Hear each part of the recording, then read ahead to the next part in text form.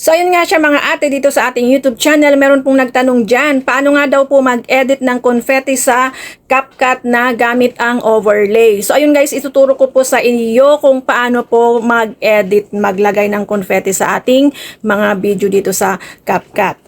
So ito na nga guys, mag-start na tayo. Ito po yung isang video natin na mayroon pong confetti na makikita natin yan, yung parang mga papel na naglalaglagan. So ayan siya guys, paano nga ba yan ginagawa?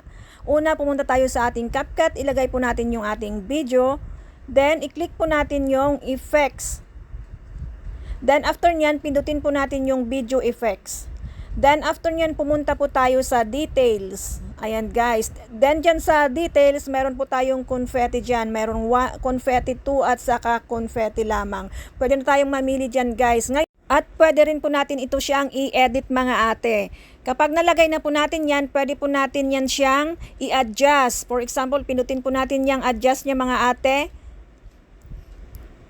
Ayan, pinutin natin yung adjust.